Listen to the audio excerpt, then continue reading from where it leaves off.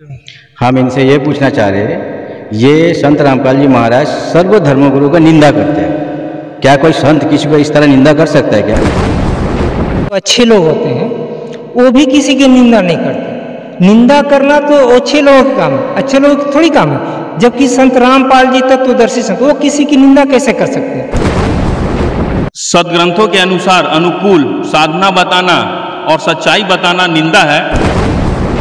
हमारे धर्म ग्रंथों में क्या भक्ति विधि है, हमारा मोक्ष कैसे होगा, हमें सुख कैसे प्राप्ति होगी, हमारे रोग शोक तीन ताप कैसे मिटेंगे, यह वो हमारे सदग्रंथों में से देख के बताते हैं, जो अन्य धर्म गुरु नहीं बताते। अब वह इसको निंदा का रूप लेते हैं। संत रामपाल जी महाराज सभी धर्म गुरुओं की निंदा करते हैं। इस बात में कितनी सच्चाई है, आइए जानते हैं इस आध्यात्मिक ज्ञान चर्चा के माध्यम से। नमस्कार, आप देख रहे हैं आध्यात्मिक डिबेट चैनल पर आध्यात्मिक ज्ञान चर्चा। दो पक्षों के बीच में एक तरफ है संत रामपाल जी महाराज जी के शिष्य और दूसरी तरफ वो लोग हैं जो संत रामपाल जी महाराज जी के शिष्य नहीं हैं। उनके सवाल संत रामपाल जी महाराज जी के शिष्यों से हैं कि संत रामपाल जी महाराज जी अन्य धर्म गुरुओं की निंदा करते हैं, क्या यह सही है? इस वीडियो के माध्यम से आपको पूरी जानकारी मिलने वाली है। तो आध्यात्मिक ज्ञान चर्चा के वीडियो को आगे बढ़ाते हैं और जानते हैं संत रामपाल जी महाराज जी के शिष्यों के विचार। क्या वास्तव में संत रामपाल जी महाराज जी निंदा करते हैं अन्य धर्म गुरुओं की या फिर सतमार्ग बताते हैं? आइए देखते हैं। हम इनसे ये पूछना चाह रहे हैं, ये संत रामपाल जी महाराज सर्व धर्मगुरु का निंदा करते हैं। क्या कोई संत किसी को इस तरह निंदा कर सकता है क्या? ये जानना चाहिए। तो इनका सवाल है कि संत रामपाल जी महाराज अपने प्रवचनों में अन्य धर्म गुरुओं की और धर्मों की निंदा करते हैं। क्या निंदा करना अध्यात्म में सही है? आखिर वो निंदा क्यों करते हैं? तो मैं इनके समर्थकों से इस बात का जवाब लूंगा कि संत रामपाल जी महाराज निंदा क्यों करते हैं। तो सर बताइए, इनके आरोप पर आप क्या कहना चाहोगे? ऐसा है सर, इनके जो प्रश्न है वो तो ऐसा है जैसे कि मान लीजिए एक संत के लिए है, जबकि ये हम लोग जानते हैं कि हमारे समाज में जो अच्छे लोग होते हैं वो भी किसी की निंदा नहीं करते। निंदा करना तो अच्छे लोगों के काम है, अच्छे लोगों की थोड़ी काम है। जबकि संत रामपाल जी तत्वदर्शी संत, वो किसी की निंदा कैसे कर सकते हैं? उन्होंने तो वो काम किया है जो कि आज तक कोई संत महात्मा मंडलेश्वर शंकराचार्य लोग नहीं कर पाए।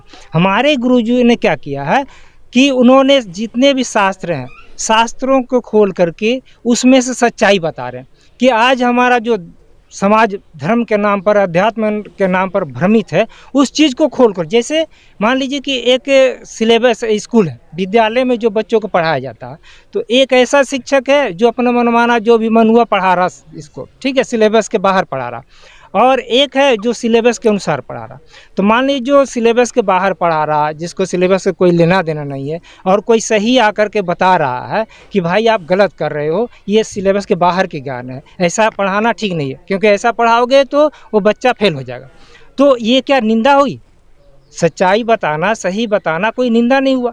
तो इस तरह से हमारे गुरुजी ने सारे शास्त्रों को, सारे प्रमाणों को दिखा करके ये बता रहे हैं कि हम लोग जो कर रहे हैं, हमारे गुरु जो पहले वाले जो धर्म गुरु लोग हैं, वो लोग शास्त्र के विरुद्ध साधना करवा रहे हैं। और शास्त्र विरुद्ध अगर हम साधना करेंगे तो हमें कोई लाभ नहीं मिलेगा, क्योंकि गीता में भी लिखा हुआ कि शास्त्र विधि को त्याग कर अगर आप मनमानाचरण करते हैं तो आपको न सुख मिलेगा, न सिद्धि प्राप्त होगी, न गति होगी।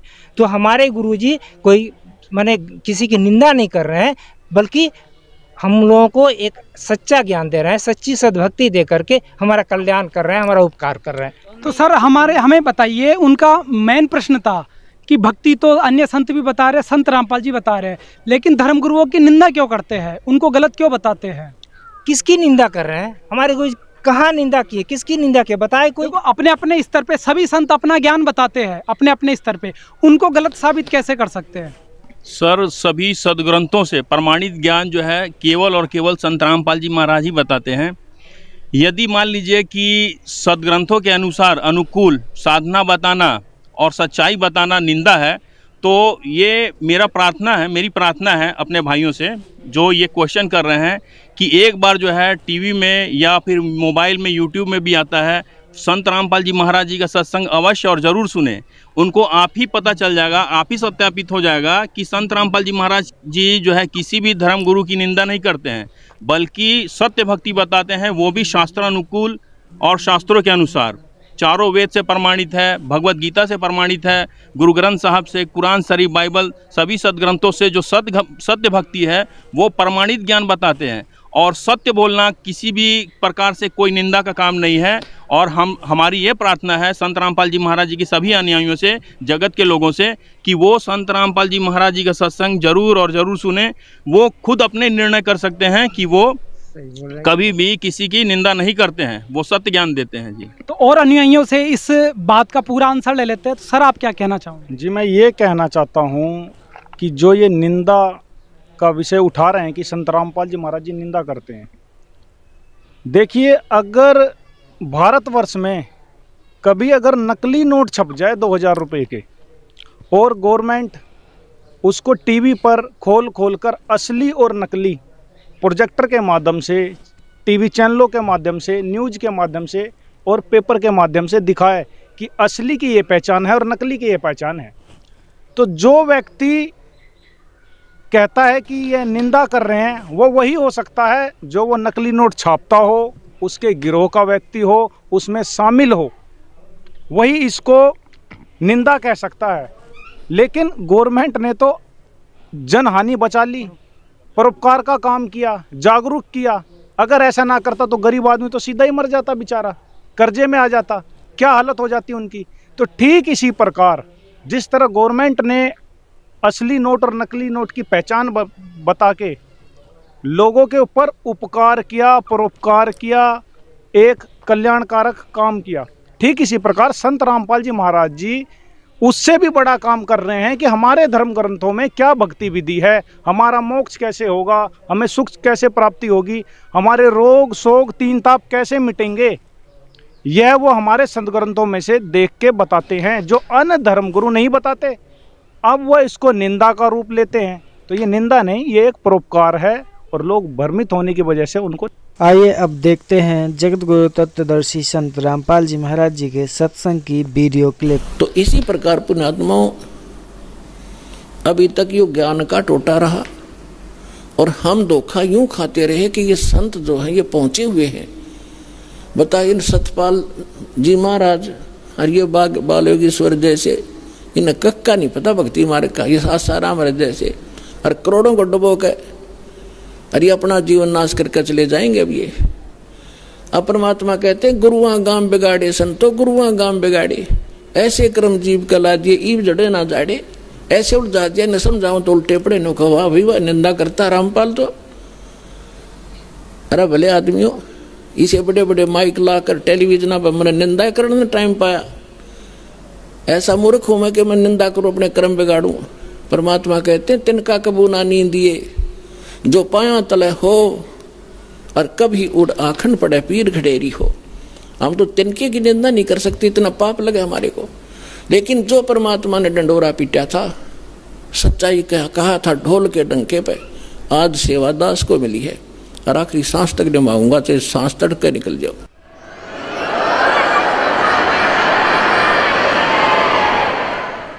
अब इसको कोई निंदा समझता है तो उसने भांग पी रखी है या कति अनजान आदमी है। अब जैसे किसी ने नकली नोट बना लिए थे पीछे, और बहुत भी बनाते रहते हैं समय समय पर, और सरकार क्या करती है, डुप्लीकेट और ओरिजिनल को दोनों को साथ साथ दिखाती है। टीवी के माध्यम से, समाचार पत्रों के माध्यम से दोनों के फोटो दिखाए जाते हैं और बताया जाता है कि नकली ये है, ओरिजिनल में ये गुण है, इनमें ये भिन्नता है। तो क्या सरकार आलोचना करती है, महापरोपकार करती है, ना ठग लूट ले जाते संसार को। तो ये दास कर रहा है। हमारे ओरिजिनल नोट है हमारे सदग्रंथ और वो महापुरुषों की अमरवाणी जिनको भगवान मिला, और ये डुप्लीकेट अनुभव है इन संतों के जो उनसे मेल नहीं खाते, उनको त्याग दो, ओरिजिनल नोट ग्रहण करो बुरवाला आश्रम में आके। इतनी सी बात है। अब इसको कोई निंदा कहता है तो कुछ दिनों में फिर वो इस ज्ञान को समझकर गुणगान किया करेगा, रोया करेगा एकांत में बैठ के, कैसे महापुरुष के बारे में मैंने क्या शब्द बोल दिए। कबीर साहब कहते हैं सतगुरु के सिजदा करूं कर्म छुटाए कोट, और जो ऐसे सतगुरु की निंदा करे फिर जम तोड़ेंगे होठ। उसके बुरा हाल होगा उन लोगों का आगे चल के समय पर ना संभले तो प्रसंग जो चल रहा है उसी पर आते हैं। इस भक्ति बीज को सफल करने के लिए बहुत से प्रोसेस है, प्रोसीजर है। इन सभी को आपने रेगुलरली अपनाना पड़ेगा। जैसे किसान फसल की देखरेख, उसमें सिंचाई, खाद, पानी समय अनुसार और उसकी सुरक्षा आखिरी दम तक संभाल करता है, सुरक्षा करता है। तो कबीर साहब कहते हैं, पाकी खेती देख के गर भाइयों मत किसान, अब हो झोले बहुत हैं, घर आले तब जान। अब जैसे कई भक्त जो अपना जीवन नाश करके यहाँ से 1-2 परिवार चले गए, सारे सुख हो क्यों, यहाँ ने कभी तो सुख सागर है। जब एसी रूम में बैठोगे तो ठंड का ठंडक रहेगी, फिर वो भूल जाते हैं एसी रूम से बाहर गर्मी भी है। जहाँ एसी नहीं है तो वो कुछ दिनों में निकल जाते हैं एडमिट करके, और बाहर जाके फिर उनको पता चलता है कि क्योंकि जो उन्होंने 2-4 वर्ष पुण्य इकट्ठे कर लिए यहाँ रेगुलर शास्त्र अनुकूल साधना करके, भक्ति करके, और 2-4 वर्ष वो यहाँ रहे हैं, तो उनको वो पुण्य संग्रह हो गए उनके। अब वो पुण्य काल देगा ही देगा उनको। अब वो क्या गलती करते हैं, क्या कहते हैं एक दूसरे भक्त को कि हमने तो 3 वर्ष हो गए नाम छोड़ दिया, हमारा क्या बिगड़ गया, सब अटपट की बातें हैं, घर बैठ कर भक्ति कर लेंगे। तो वो एक आध न और डबो सकते, इसलिए दास आपको ये फाउल पॉइंट बता रहे हैं ताकि ऐसा कोई सिर फिरा मिल जाए गुरुद्रोही तो उससे भी बचना आपने। क्योंकि परमात्मा कहते हैं, जैसे माता गर्भ को रख यत्न बना और ठेस लगे तो छिन्न हुए, तेरी ऐसे भक्ति नसावे। तो भक्ति का नाश शीघ्र हो जाता है, इसको प्रफुल्लित करने में समय लगता है। जैसे आम का पौधा वो बो दिया, 2-3 वर्ष में वो इतना को होगा 5-4 फुट का, और तोड़ने वाला एक बार तोड़ जाएगा। वह उसको इतना बनाने में तो 3 वर्ष लग गए, हर तोड़ने वाले ने 1 मिनट में कर दिया काम, नाश हो गया। तो भक्ति का नाश तो शीघ्र हो जाएगा, लेकिन इसको प्रफुल्लित करने में आपको सावधानी बरतनी पड़ेगी। तो उनके साथ क्या होगा, अब दास देख रहा है कि आज से 10 वर्ष पहले एक परिवार छोड़ गया था। उनको पहले इतना कष्ट था, गिनती नहीं हुए। 3 वर्ष 4 वर्ष वो भक्ति में रहे, वो सारे सुख हो गए, फिर अटपट भागी, छोड़ गया। अब 10 वर्ष के बाद फिर नाक रगड़ा, नाक है कि हम पे तो वही दुख फेर हो गए। और मैं रोज यही आपको रोज सतर्क कर रहा हूं कि ये गलती मत करो, मत करो, आप मार खा जाओगे। या फिर पहले धक्के खा लो, पहले इन संतों ने खूब टटोला हो जा करके, वहां करके देख लो भक्ति, कुछ दिन फिर आ जाइयो। कर बने बनाए काम ने बिगाड़ा नहीं करते। तो इसलिए जो भी हम कोई ज्ञान प्रचार करवाते हैं उनको पहले कह देते हैं कि उनको नियम पहले बताओ, नियम समझ में आवे तो आ जाइयो, ना फिर और थोड़े से दिन तसल्ली कर लो, फिर आ जाना। प्रथम नियम है, बाद में भक्ति, और फिर ना सफलता हो तो हमें बताइयो। तो हम मार खाते अपनी गलती से। सतगुरु के दरबार में कमी कहेगी ना, अनसा मौज नहीं पावता तेरी चूक चाकरी माँ।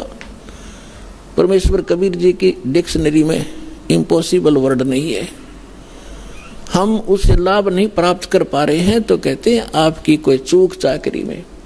अब जैसे एक 3 फेज की लाइन से 10 घरों को कनेक्शन मिला हुआ है और अन्य के पंखे भी चल रहे हैं, ट्यूब भी जल रही है, और उसका कुछ नहीं चल रहा, और कनेक्शन एक स्थान से है। आप कंप्लेन करोगे बिजली विभाग में तो वो मीटर तक चेक करेंगे, वो कहेंगे यहाँ तक लाइट है, आगे अपने पंखे कूलर तुम देखो आगे क्या डिफेक्ट है।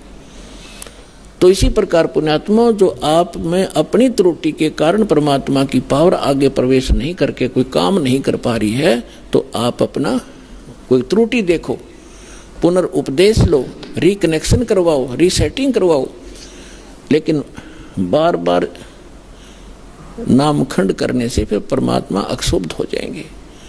ठीक है, हम ऐसे समाज में आप रह रहे हो अभी तो, जिसमें एक भक्त नाम लेके जाता है और घर वाले सारे विरोधी होते हैं, तो मालिक को पता है कि बच्चे को मजबूर भी कर सकते हैं, थोड़ी बहुत दिन ये संघर्ष करने में पक्का होगा, तब तक उसको नामखंड हो जाता है। तो ऑप्शन बनाया है कि उसको अपना दोबारा उपदेश ले, रीउपदेश ले, उसको रिकनेक्ट करवाएं और फिर मालिक साथ देगा, दृढ़ हो। कबीर साहब कहते हैं सत ना छोड़े सूरमा, सत छोड़े पतजा, और सत के बांधे लक्ष्मी या फिर मिले गया। अब जैसे इस दास ने जब शुरुआत करी, मेरे घर वाले सुनने को तैयार नहीं थे इस मार्ग को। मेरा भाई जहाँ भी मैं जाता था भक्ति में साथ रहता था, लेकिन जब ये ज्ञान उसको सुनाया था वो भी चिंगर गया, न बोला इस योग ये था। फिर माँ विष्णु में इससे बड़ा कोई हो सकता है। और जब उनको ज्ञान हुआ सारा परिवार और सबसे आगे खड़े हो गया वही भाई आकर के, तो संघर्ष फिर हमने नहीं छोड़ा, इस बात को लगे ही रहे। और आज देख लो कितना विरोध हुआ, जेल तक भेज दिया झूठा केस बना के इस दास पे, लेकिन आज सफल हुए। परमात्मा कहते सत ना छोड़े सूरमा, सत छोड़े पतदा, और सत के बांधे लक्ष्मी फिर मिले गया। हम परमार्थ में लगे हैं, स्वार्थ में गलती कर आदमी 100 बार जेल जाओ, और दुष्ट कर्म है उसका। यदि कोई अपराध करके जाता है निरपराध, ये तो एक स्वतंत्रता जैसी लड़ाई है। अज्ञान से ज्ञान को स्वतंत्र करवाना है, जीव को काल से स्वतंत्र करवाना है। इससे बड़ा संघर्ष और इससे बड़ा पुण्य में कर्म इस पृथ्वी पर नहीं है। आत्म प्राण उद्धार ही ऐसा धर्म नहीं, और जीव का उद्धार करा दे इससे बड़ा कोई पुण्य नहीं इस पृथ्वी पे। तो वो दास कर रहा है, और अब मेरे बच्चे भी सारे लग कर तुम उसी में लग जाओ, सब अपने भाई बहन हैं।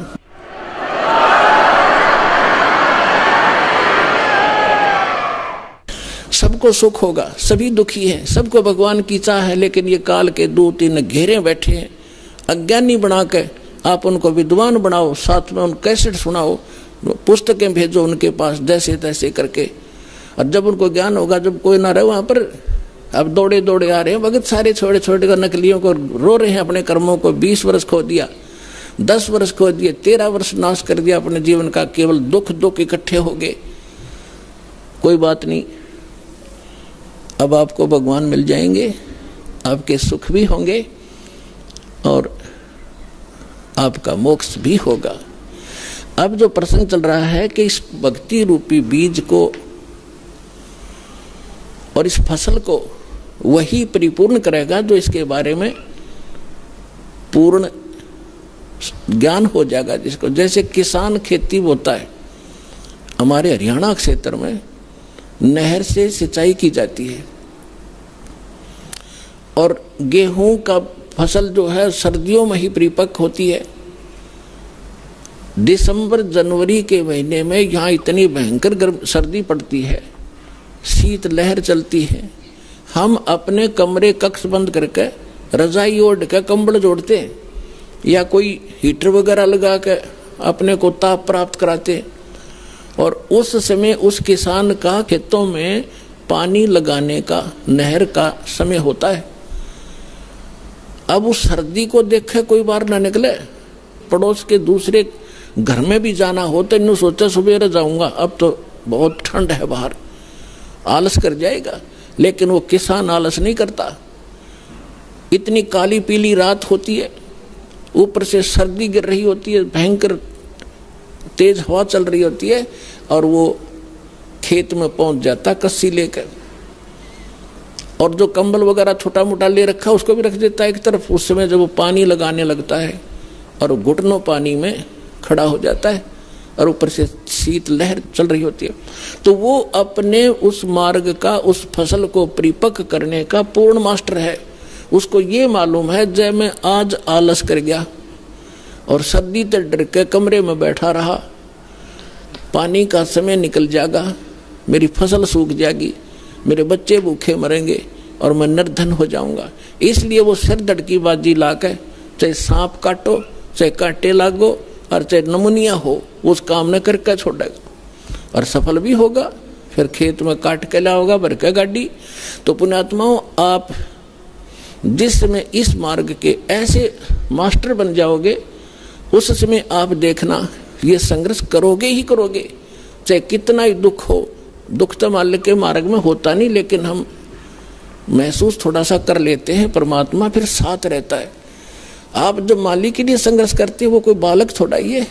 पिछले इतिहास देख लो, मीराबाई ने संघर्ष किया, उसके साथ कैसे कैर ढाए थे, और मालिक ने पल पल पर मदद की उसकी। विष का प्याला प्यार दिया था तो नहीं मरी, विष का गुण है, नाश कर देता है बॉडी को, और परमात्मा ने गुण बदल दिया भक्त के कारण, तो उसके हाथ में सब पावर है। तो हम अपने भगवान को, उस समर्थ परमात्मा को पहचान कर और इस मालिक के मार्ग को ग्रहण करके फिर इतना दृढ़ होकर चलना पड़ेगा अपने। फिर सफलता देखियो, फिर इसका फल देखना, यहाँ भी सुख होगे और सतलोक में जाओगे सीधे जहाज में बैठ के, ये गारंटी देता है दास आपको।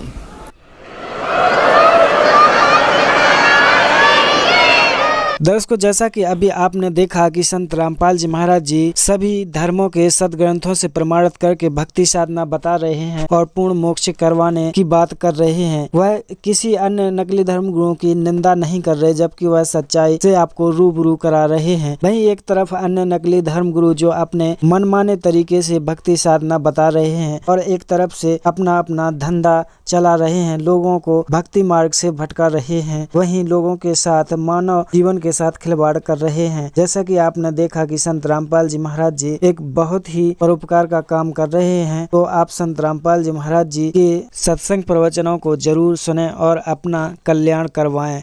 और आपको वीडियो कैसा लगा कमेंट करके जरूर बताएं।